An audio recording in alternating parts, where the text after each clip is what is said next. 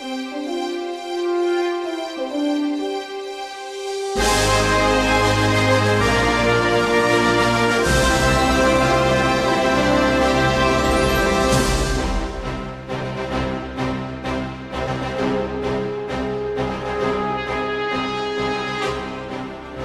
there, and welcome to the Time Machine. Welcome back to the Time Machine with Trish and Mike. I'm Mike. And I'm Trish. And we're glad you're with us once again on this very special episode of the Time Machine. It's going to be a happy Turkey Day. Happy Thanksgiving, Mike. Thank you, and happy Thursday to you.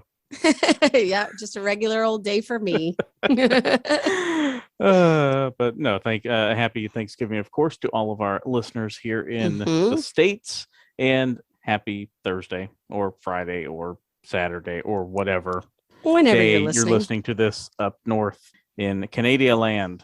You know, it's funny, speaking of that, I don't know, have we ever, no, I know we haven't on the show, but like in general, have we ever discussed amongst ourselves Black Friday? Is that a thing in Canada?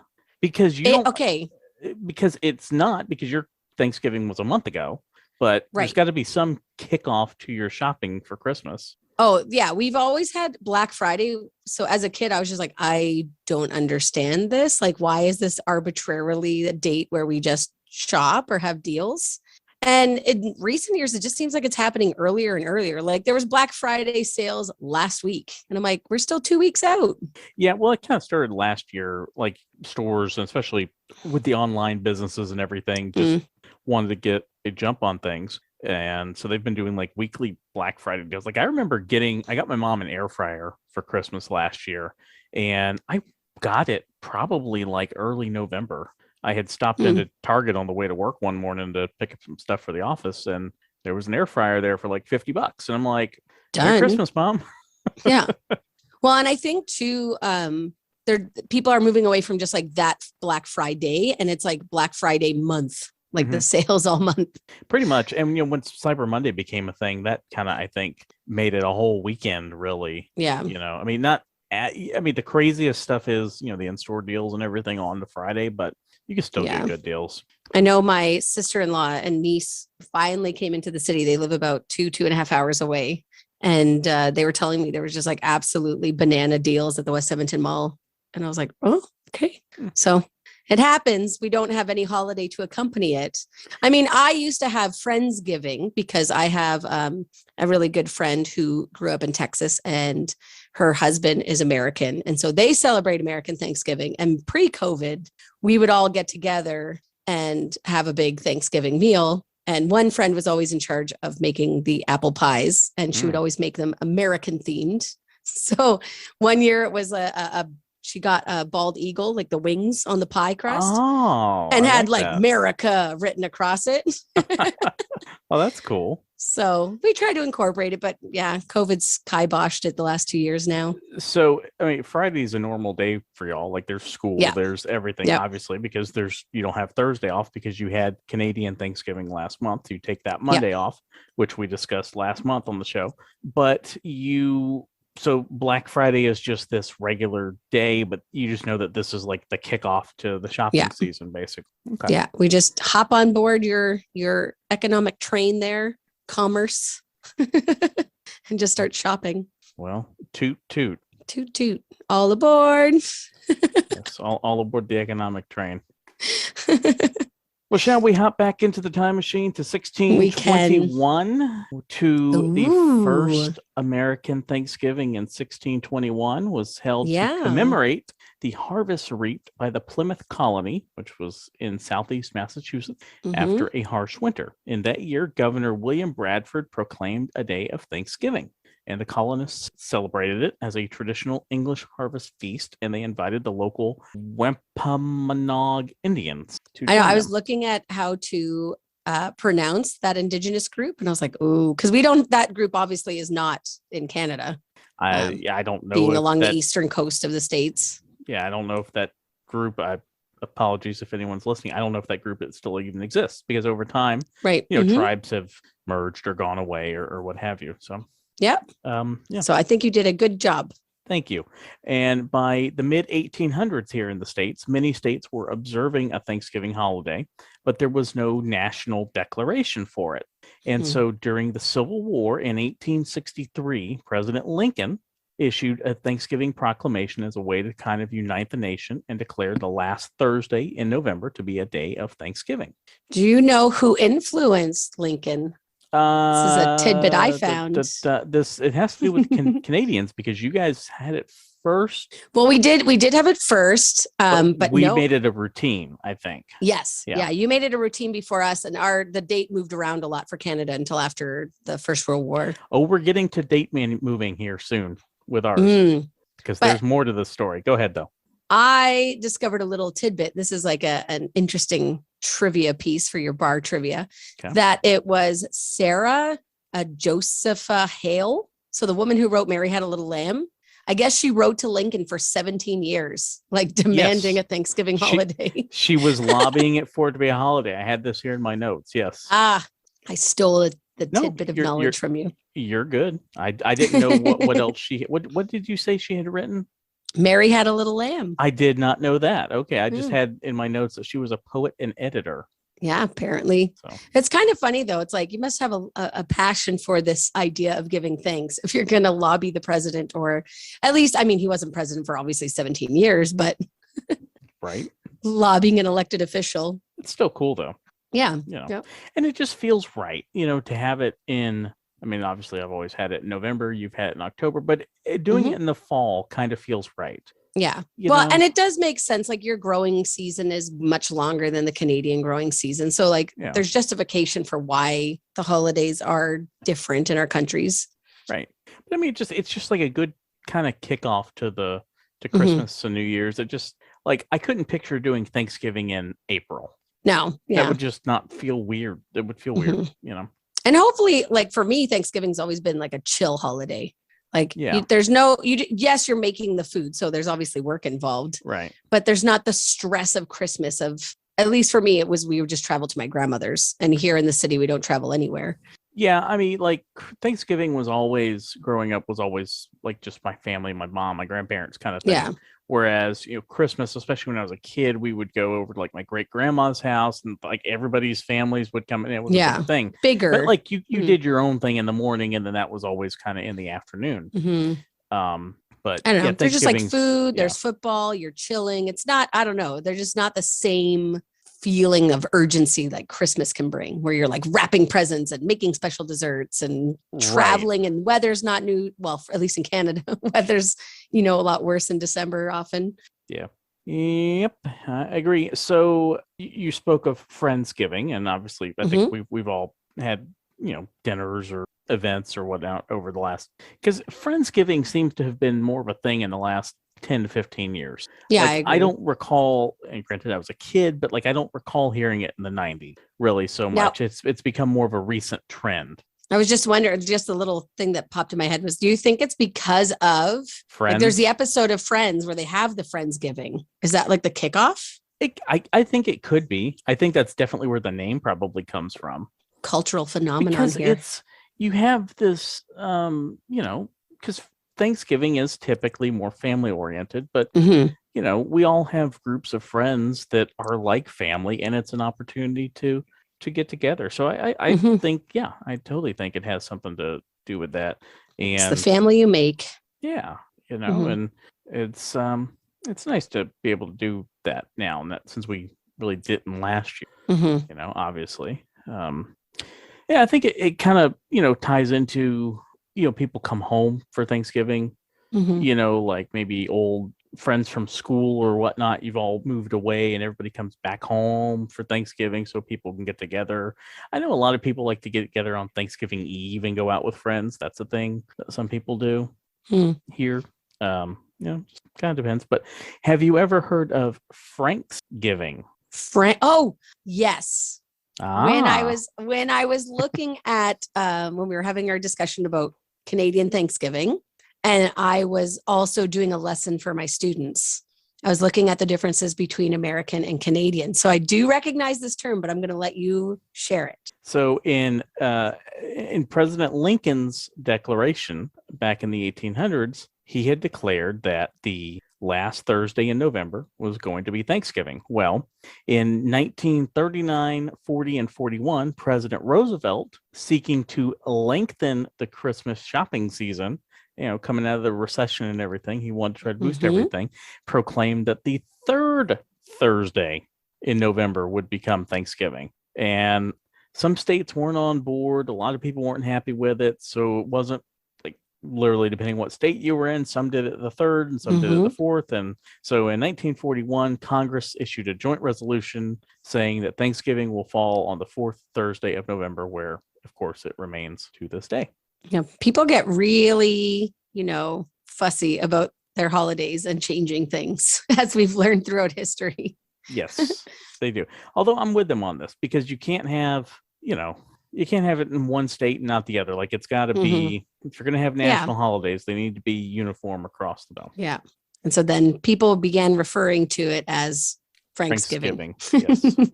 That's really funny. So one of the favorite segments we've done on this show that seems to be real popular with people is when we've done a couple of times where we would have names of places in our various I think I know where you're going. cities and countries. So I have for you, I don't worry, you don't have to pronounce any of these. Oh, thank God. Okay. I have Thanksgiving themed cities and places for you. This is interesting because in my research, I found 4 towns that are named Turkey. That was the only Thanksgiving locations I could find. So now I'm curious about the other ones that you have. Okay, well, all right. Well, go ahead, because I have more than just turkey places. So go ahead with your turkey places. So there are 4 towns in the United States named Turkey, and I now desperately have an urge to go see all 4 of them just to take a picture. But Turkey, Arizona, Turkey, Texas, which I really like the alliteration, Turkey, Louisiana, and Turkey, North Carolina. Very good. I am proud of you. So some other Thanksgiving related cities include, I'm assuming, well, we're going to get into food here in a minute, but do you have cranberry sauce? Is that a thing that you'll have? Oh, yeah. Thanksgiving? Yeah. Okay. So we have Cranberry Township, Pennsylvania. Oh, that sounds really pretty. And we also have Plymouth County, Massachusetts. Plymouth. Yeah, named Plymouth Rock. Yep. Plymouth County, Iowa. Plymouth City, Minnesota. We have get that Minnesota accent. Minnesota, exactly. And then we have Pilgrim Township, Missouri, which is a small little area. We have Mayflower Village, Canada. And we have California, excuse me. Well, we do have the Mayflower Mall in Nova Scotia. Okay, there you go. We'll count it then. And Mayflower City, Arkansas. Oh, interesting. I'm really curious about the traveling of Plymouth and how that managed to get across your country. That's kind of interesting. Massachusetts makes sense, but how is there Plymouth County, Iowa? Right. That's, kind of far and out of the way from the original site, but hey, that's kind of neat. Yeah. I like that. So of course in Canada you have like turkey for Thanksgiving, right? Like you don't eat, you don't eat like a Canadian geese or something. No. So for me growing up, we always went to my grandmother's in Mabu, Nova Scotia, my mom's mom. Sometimes we would cross over to my dad's parents in New Waterford. It's not like a really long drive, but it all depended on how the holiday was going, but it was usually always Mabu, and it was usually always turkey. Mabu. Sometimes ham. I like that. Mabu. Mabu is so pretty. Mabu. You're gonna go to Mabu with your boo. Exactly. You got to go. It's so beautiful there. And cranberry sauce. Like as soon as you said cranberry sauce, like my grandfather, my dad's dad, would collect the cranberries in the marshes around where they lived. And he would make his own cranberry, like jellied cranberry sauce. Oh, okay. So he's not at the store buying it in the can. You're getting like fresh. I never had canned at my grandparents. Like my grandma and grandpa always made it together. That was one of my first jobs on Thanksgiving, like when I was a kid. Because obviously when you're a kid, you can't really help with the turkey and some of that stuff. But it's like open the can of the cranberry sauce and jiggle it till it flops out on the plate, and then and then I eventually got to start cutting it. But first it's like no, just open it. Don't play with a knife, kid.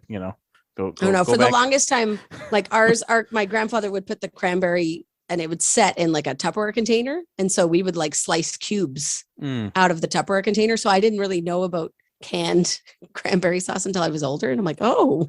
That's all I've ever known. Okay, so so obviously turkey, dinner rolls, cranberry sauce, stuffing, dressing. Yeah, I love. Do you do both? I call stuffing. I don't know, what is dressing just like another name for it? Is it like when it's in the bird or out of the bird? Exactly. So stuffing is what goes in the bird, and then dressing is basically the same thing, but you just cook it in the oven separately. No, we would always make it in the bird. My grandma or my mom. Oh, we would have both. That's why I was asking. Oh, both. Interesting. Mm-hmm. And then do you guys have, turnip was always kind of a big deal in my house anyway, or rutabaga, but particularly at holidays. No, I can't, at least not in my family. I don't know of that being a common thing here. Maybe people will correct us, but turnip is really good. You got to cook it with a little bit of sugar in the water and then you mash it up. Green bean casserole. Do y'all do those? Not a green bean casserole, but green beans with butter. Trying to think what else we would have. Potatoes. Well, mashed potatoes, gravy. I like how we both had the same idea. We're like, yes, mashed potatoes. I never grew up with pumpkin pie, but that was because I guess my brothers didn't like it. And I was so much younger than them that my mom was just like, I'm not wasting my time with pumpkin pie then. So when I first moved out here to Edmonton with my ex-husband's family, they were the first ones to introduce me to pumpkin pie. And I was like, where has this been my whole life? So that's always good. Yeah, no, I like pumpkin pie. You guys have pecan pie or pecan pie? Yes, we have that. We have sweet potato pie as well. I've never had sweet potato pie. Sweet potato casserole with like the marshmallows and the pecans and the brown sugar. Yeah, some people will do that too instead of maybe the pie. What else is there? I like ambrosia salad too. That's always a good holiday meal or item for your meal. I don't think we have. It's like the pistachio pudding and marshmallows and mandarin oranges. Yes. Yeah. Mm-hmm. Yeah, we don't do that, but yes, that is a thing here. I remember seeing that a lot for like the Christmas luncheons we would do with my great grandma's side of the family. Well, and last year with COVID, and I don't know what was going on, like more people just probably staying home for Christmas as individual families. You couldn't find pistachio pudding anywhere. So like I was on the mom swap being like, does anyone have a package that they'll share with me? You know, for all the talk of all the shortages we were going to have this year, I didn't really notice a ton of it here. That was the only thing I noticed. And it was last Christmas. So like nothing really was short. I mean, to be fair, we got our turkey a couple of weeks ago because when it first kind of started coming out that there might be a shortage, it was like, hey, let's go ahead and get one now. But I also didn't go to the store this past weekend. So maybe they were out of turkeys. Maybe there was more. Know. Yeah, I don't know. Well, and they were talking about all the shipping container ships in California, and there was going to be like shortages of wine. And then, of course, there's the major flooding that happened in British Columbia now 2 weeks ago. And there's like no highways into Alberta. And so people were talking about how that was going to affect shipping and items. And I haven't noticed anything yet. I mean, it's coming, I'm sure, but probably, but who knows? So hopefully everyone has everything that they need for their either Thanksgiving meal or weekend meal. Yes, hopefully so. So one kind of fun thing that we do here in America is the Thanksgiving turkey pardon. Are you familiar with this? I was going to ask you about this. I don't 100% understand it. I have seen it on the television. I'm like, okay. Okay. So back in the 40s, the National Turkey Federation would give the president a turkey at a ceremony at the White House. And most presidents would just eat the turkey. Like it was a live turkey? Yes. So who's butchering the turkey for the president? I don't know. I guess the chef or somebody. Okay. Oh God, that would be awful. Okay. I don't know. And so he's gifted a turkey and he's gonna eat it. Okay. Eat it, right. And then President Kennedy, actually, in 1963, said, let's just keep him. He said, let's not eat him. And so that kind of began it, but there wasn't anything formally really since then until President George H.W. Bush 41, back in 1989, made it a thing where he would officially pardon the turkey and give, not eat him. And since then, Presidents Clinton, Bush, Obama, and Trump, and now Biden have continued the pardons about interesting of the turkeys.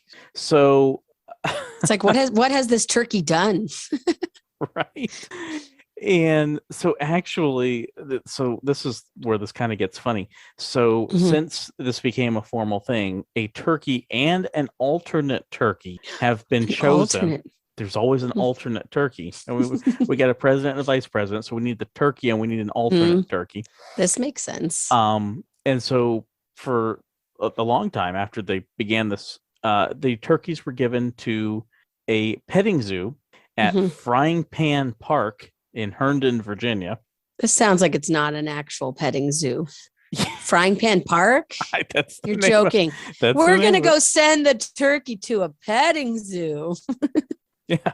It's like, a petting zoo. But no, that's where they went. However, in 2005, the turkeys were then flown after being pardoned to Disneyland in California, where they served where the turkeys that year in 2005 were served as the grand marshals for Disneyland's Thanksgiving Day parade. Oh my gosh. So ever bizarre. Since then, the turkeys have been spending, the rest of their days out in California. So they've continued this tradition since 2005 of flying the turkeys to Disney? As best I could tell, yeah. Oh my God. It's like so ridiculous. It's wonderful. Back in 2013, President Obama, when he was doing the pardon, said, the office of the presidency, the most powerful position in the world, brings with it many awesome and solemn responsibilities. This is not one of them. That's good. I love the names of the turkeys every year. They get names? They get names, yes. Oh my gosh. Okay. So we have had, I'll just give you a few. Yeah, give me a few of these good ones. So we've had pumpkin and pecan. Oh, that's so cute. We've had apple and cider. Okay. Liberty and peace. Mac and cheese. Oh. Tater and tot. Oh, that was so cute. Drumstick and wishbone, which is kind of. Oh, that's like, a little border. That's a little messed up, yo. Butter and bread, and corn and cob. Oh, very, very cute. It's reminiscent of my time working at Fort Edmonton, and there was always pigs, and we would name them like Bacon and Sausage or Oscar and Meyer. That wishbone and drumstick. That's too close to home for those poor turkeys. Nice. That's cute. Yeah. Do you know how many turkeys that you guys eat though? Like in the whole United States? Yeah, 200 something million. Oh, you're low. Usually I'm the one that's way off. It says, according to the National Turkey Federation, about 45 million to 46 million turkeys are consumed each Thanksgiving. I said like 200 and you said nothing because you left. Well, folks, it's just me right now. We're having technical difficulties, probably because, we're doing a podcast over the internet amongst two countries. And you're back. Trish is back. I've been filling in and stalling as you are now back. However, you have not unmuted yourself so the people can't hear you. And so once you do that's silly. There you go. Welcome back. Do they automatically mute you when you come back into a meeting? I guess so. But, I guess I've learned something new on Zoom. Yay. I don't know what happened. I felt like I was just like kicked out of class. I was like, get out. Welcome back to the show. We're glad you could join us again. Did you get to hear my turkey trivia fact? Yes. Did I get cut off? You said there was like 40 million or something? 45 to 46 million, which is very low, I think, considering your population is what are we at? Like 350 million people in the US? Yeah, a little over 300, like 310 or something like that. So I had said about 200. Yeah. But I'm thinking, now, would that be, because if you do 40 million. Well, it's like how many is one turkey feeding? Yeah, that makes sense if we're talking for Thanksgiving. 200 million would probably make more sense if you factor in like maybe the whole month. Because like if you think of like a workplace having a turkey luncheon or something, then it probably gets to be closer to 200 million. Yeah. Okay. And Butterball says that they actually answer more than 100,000 turkey cooking questions through their Butterball turkey hotline. That needs to be the names of the turkeys sometime. We need butter and ball. That would be funny. Just saying. Just saying. And the other thing that's really big for Americans, at least from my perspective with Thanksgiving, is football. Yes. Right? Mm-hmm. Yep. The Detroit Lions and the Dallas Cowboys play Thanksgiving games every year. Okay. The Lions always play the 12:30 game that kicks off, at 12:30 Eastern. So they're always the first game, and then the Cowboys play, in the later afternoon. And the Cowboys. So those are the only two teams that always play? They always play. Mm-hmm. Okay. So it's like the Lions goes back to the 40s, I think, or something, playing on Thanksgiving. And then when the Cowboys became a team in the 60s, as they became popular, they kind of locked in, and they're going, like, those are the two teams that always play on Thanksgiving. And then about 15 years ago, the NFL added a third game on Thanksgiving to be Thanksgiving night. Okay. But there's no fixed teams for that. That rotates around between. It's just like random. Yeah. I mean, they usually try to make it a good matchup, but there's no like fixed, set team that always play. But you can always count on the early game on Thanksgiving is the Lions, and the afternoon game is the Cowboys. Now, you are the sports buff, which we all know. And I love watching sports events live. I think that's really entertaining. Obviously, NFL and CFL are different. They have different rules. I don't know the differences. I just go, yay, sports ball, and watch. But do you know when the tradition of football and Thanksgiving began? Because I researched just for you. Thank you. This actually goes back to the late 1800s, back when football first became a thing. 1876, and it was a game between Yale and Princeton. Yep. Yale. Did you know that? Did I steal your? Well, no. I knew it was like two of the Ivy League schools, like Yale, Princeton, Harvard. Some of them. I just didn't know off the top of my head which two it was. Which two? Yeah. And then you were right. Like the first NFL game was then played on Thanksgiving in 1920. I don't know the teams. I'm sorry, I didn't get that information. It's okay. You're fine.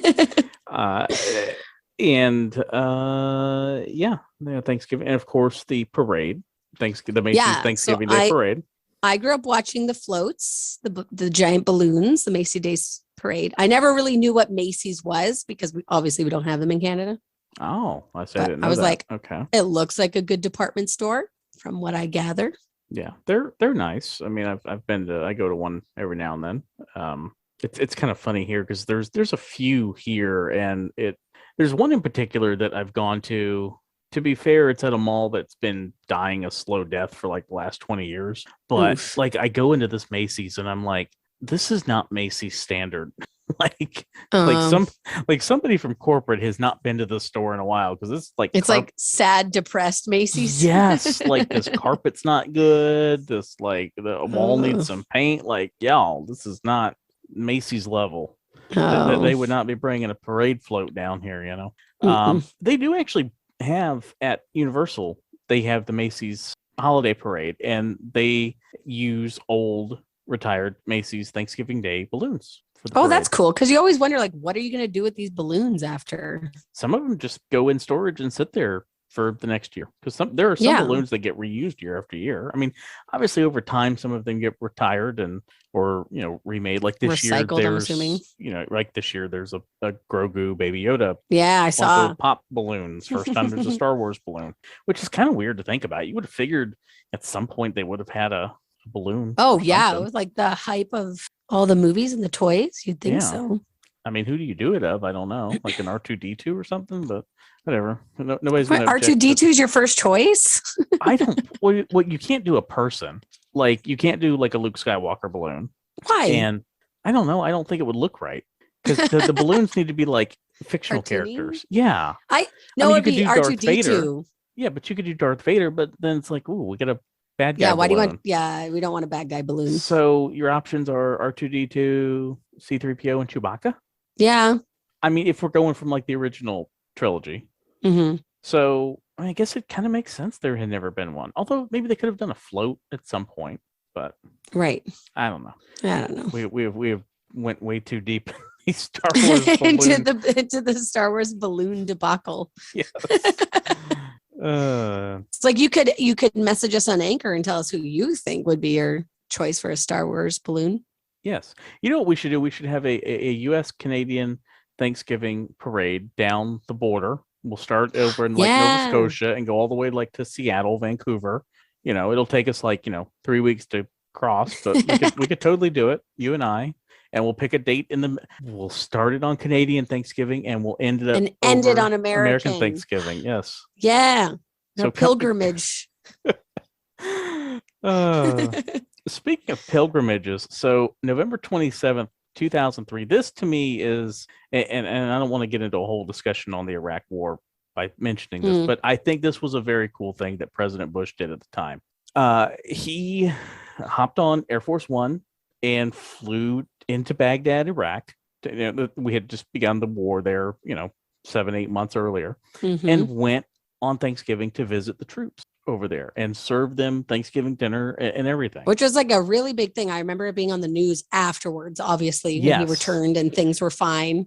They shared it with the news media and thinking how cool that was. Yeah. So he's Wednesday, he's at his ranch in Crawford, Texas, where he would go to, vacation and everything. And so they snuck him out in an unmarked car, like, he's got like a hat on. He's like tucked down in the back seat so nobody could see him. And, there's a handful of support reporters, that went to cover it, but they're sworn to secrecy. And they flew in. They arrived like just after sundown in Iraq. So, it's night. It's, a little safer to fly. Can't see a plane coming in. And he's only there a couple hours, but it's like to pull that off. And it was like security was really tight. Like if it had, they'd been planning it for weeks, but if it had got out at any point, they were going to turn the plane around. Like even if they were already in airspace getting ready to land, if somehow it got out that he was coming, they would have just gunned it and went back up and flown out. And so it did not come out until after he had left. Yes. And was back in America. Yeah. I thought that was really cool. Definitely like a servant leader kind of style happening there, and boost morale and let the troops know, like, hey, you're cared about and the sacrifice is important. And we thank you for what you're doing. Yeah. So I think regardless, like you said, of opinion of the war, because there's that's a whole. Yeah, we're not getting into that. Yeah, kettle of fish. And other presidents have gone there too. I don't necessarily know off the top of my head if any have gone on Thanksgiving or whatever. Like I know President Obama's gone there before and stuff. But I think that's pretty cool. And it kind of reminds me of, speaking of boosting morale and secret trips that are reported after somebody returns. It reminds me of, what are you alluding to? Perhaps we can discuss your recent adventure. I did have a recent adventure partaken on as I sit here, see you wearing your California hoodie. Yes, I did have my secret covert mission into America for a week. So last month, now you know why. I just want to say, now you know why we didn't have a show the last couple of weeks. That's right. A, because travel, and B, coming back and getting back into the swing of things. But yes, my significant other, Nick's workshop, planned a 1-week vacation for the two of us after being apart for 629 days. Not that you were counting. Not that I was counting. And it was wonderful. We kept it very much on the down low. Like you knew, obviously, because of the show, and my staff and my coworkers knew, because I had to make plans in case I got stuck in your country and had to teach remotely from a hotel. And to be fair to Trish, she had this whole thing planned out. She had a plan for everything. If she had to isolate, she was fully prepared to do this. I had money set aside. I had a hotel picked out. Like I had an address for the hotel for the border agency. They never, the customs guys didn't even care. There's like, yeah, welcome on. I was like, what? Look at my plan. It's beautiful. I had a whole duotang with everything printed. Was it color coded and everything? Nobody cared. I had nobody cared. I was like, what the heck? It was extremely stressful though. I have to admit it was very, very stressful. And I had I flew from Edmonton, Vancouver, went through customs in Vancouver, and Vancouver. I was supposed to go into Anaheim because just flights worked out better that way. And then I got stuck. Our plane got delayed. Customs took too long. I got rerouted into LAX, which actually worked out better. But I ended up a couple of hours later than planned. But just the testing and the anxiety of the testing. And in Canada, you require a different test to come back into Canada. Like America's all about, you can have the rapid antigen test, and Canada needs the PCR test.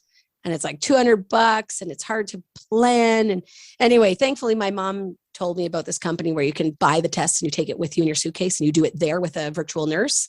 But then I'm doing the test and I'm all anxious and the internet's kind of cutting out where we are because we're in the Topanga Mountains in LA. And I open the swab to do the test and it almost drops and the nurse is like, don't drop it. Then your test doesn't count. I'm like, oh my God. But yeah, no, we kept it very much secret because at any point, like even if I had failed my rapid antigen test the Friday before traveling on Saturday, I couldn't go. And we didn't want anyone to feel left out because we weren't seeing any family or friends. It was just in case I got exposed on the plane, the two of us were kind of isolating together. So, yeah. But it was awesome. It was a week is not long enough. Well, no, after 629 days, I don't think any amount of time is enough, but no. So it was very relaxing. It was wonderful. And then extremely stressful coming back into Canada again. Yeah, but it all worked out. As things are beginning to open up, and I've seen where some of the restrictions have started to been eased between our countries. 22 is, I think, looking a lot better. And you just recently found out that there's an airline now operating there that gets you direct flights, not only from Edmonton to LA, but you can also now go to Orlando. So coming in 2022. Yeah, because we're gonna make this happen. There will be make it happen. The live in-person recording of the show. Wouldn't that be something? It's like, hey, Flair Airlines, I'm already promoting you on Twitter and Instagram. I mean, if you want to join Mike and I and make this happen, yes, we're game for making plans with Flair Airlines. Yes, if you'd like to come on and sponsor this episode. Make this happen, Flair Airlines. I am so stoked. They say $99 flights. I mean, it's obviously very simple. Bare bones. Like you got like a backpack and maybe that's it that you can take on the plane for free. But I don't care. Want an extra bag? Oh, that'll be $400. You know, like, I'm kidding. Yeah, I'm kidding, Flair Airlines. I'm just kidding. Yes, I'm sure you're wonderful. So if it was Chris great. to Orlando. It'll be great. Yeah, that'd be fun. All right. Well, so covert missions, mission complete. And I think episode complete. Episode complete. Okay. Good job. Go and enjoy your turkey dinner. They say the average calories consumed are 4,500. Go and enjoy that. That yummy dinner. Is that over the course of the day? It's got to be the day. Like there's got to be cookies but I mean, think of like the butter and the sauces and the sugars and. No, I know that, but that's a lot for it. That's got to be for the day. That can't just be for the one meal. I wouldn't think. I don't know. It just says on Thanksgiving, so I'm assuming the day. Who knows? Anyway, do the Eat, thing. Drink, be merry. I can't do my thing until you do your thing. Okay. Well, my thing is any questions, concerns, queries, or freakouts. You can find us on Instagram at The Time Machine with Trish and Mike, The Time Machine with Trish and Mike at gmail.com. If you throw that into the old Google machine, you'll find us on YouTube. And you can also go onto Anchor and leave us a voice message that we can play on our show and we can include you. You can be a special guest. Yes, you go do all that. I will go eat some turkey. Trish will go have a wonderful Thursday. And we will see you next week right here on The Time Machine.